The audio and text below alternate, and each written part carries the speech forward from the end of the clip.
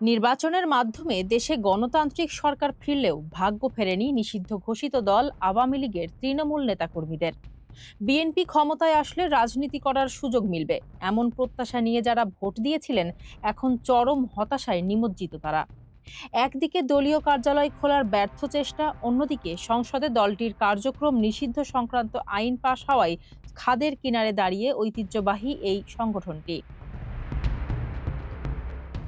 গত ফেব্রুয়ারির নির্বাচনের পর দেশের বিভিন্ন স্থানে ঝটিকা তৎপরতায় কার্যালয় খোলার চেষ্টা করেছিলেন আওয়ামী লীগের নেতাকর্মীরা।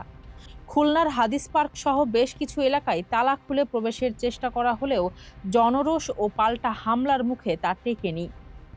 তৃণমূলের নেতারা বলছেন, নির্বাচনের আগে বিএনপি ও জামায়াতের পক্ষ থেকে নমনীয় হওয়ার প্রচ্ছন্ন ইঙ্গিত পেয়ে তারা এলাকায় ফিরেছিলেন।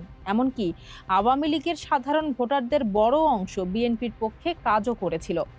উদ্দেশ্য ছিল একটাই, নিষেধাজ্ঞা মুক্ত হয়ে রাজনীতিতে ফেরা।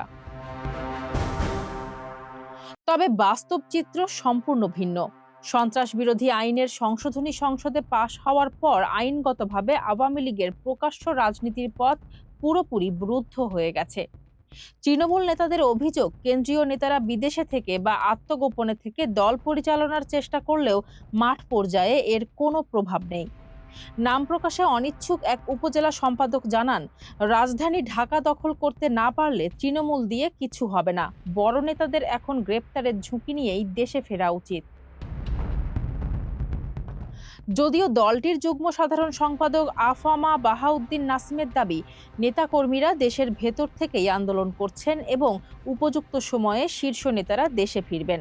তবে সাবেক স্পিকার শিরীন শারমিন চৌধুরীর গ্রেপ্তার এবং কঠোর আইনি ব্যবস্থার মুখে শীর্ষ নেতাদের ফেরার সম্ভাবনা ক্ষীণ বলেই মনে করছেন রাজনৈতিক বিশ্লেষকরা। ফলে অনিশ্চিত ভবিষ্যতের মুখে পড়ে অস্তিত্ব সংকটে ভুগছে দলটির কয়েক লাখ তৃণমূল কর্মী। তৃণমূলের ভাষায়, এলাকা বা ব্যবসায় ফিরতে বাধা না থাকলেও দলীয় পরিচয় দিয়ে রাজনীতি করতে গেলেই তারা বাধার মুখে পড়ছেন। ফলে আত্মগোপন আর নীরবতাই এখন আওয়ামী লীগের নেতাকর্মীদের একমাত্র গন্তব্য হয়ে দাঁড়িয়েছে। ফারজানা হাসিন, মানবকণ্ঠ।